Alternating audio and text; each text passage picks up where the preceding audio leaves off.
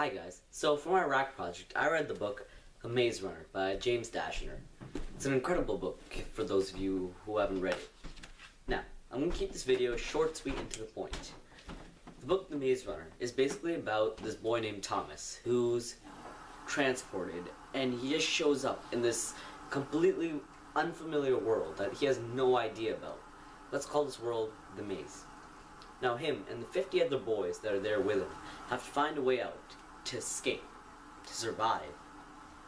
Now, Thomas isn't the most fortunate, but at the same time he isn't the least fortunate.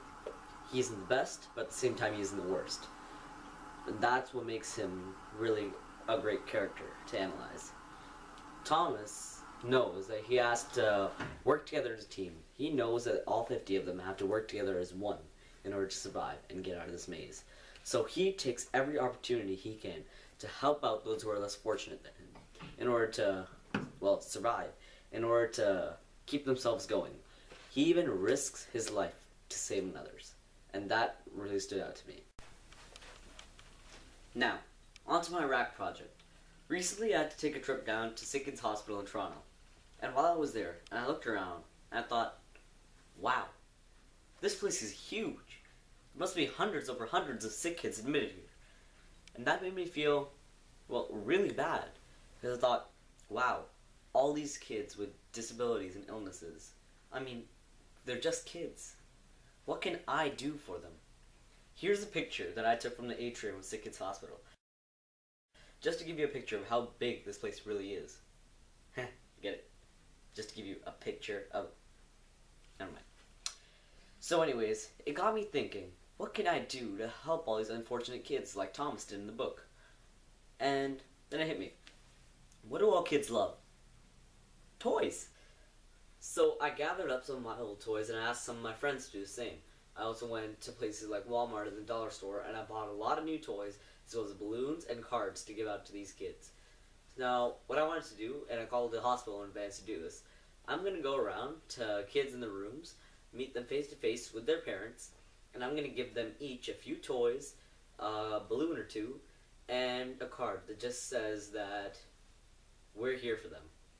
And I'm going to go do this.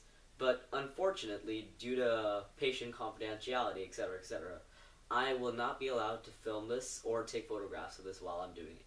So I'm not going to be able to show you the video of it. But I thought I'd just do it, and then when I'm done, I thought I'd just come home and talk about it. Okay, I just got back from Toronto, and I have to say, that was amazing. Miss Riley, I want to thank you so much for this amazing experience. I'm so happy I got the opportunity to do this. You know, on the car ride back from Toronto, my mom was asking me, why are you smiling? And I was smiling the entire ride back. And I didn't answer. And when I got home, I realized I didn't know why I was smiling either. But I just was. It was the greatest feeling. I've never felt anything like it. This was a truly amazing experience. You know, one of the kids that I gave a toy, a balloon, and a card to, his name was Jacob. Jacob was only 7 years old. And when I gave the stuff to him, he was so happy. He was overcome with joy. And he came up and he gave me a hug. And it was... I can't even describe how I felt. It was the greatest feeling. It was impossible to describe with words.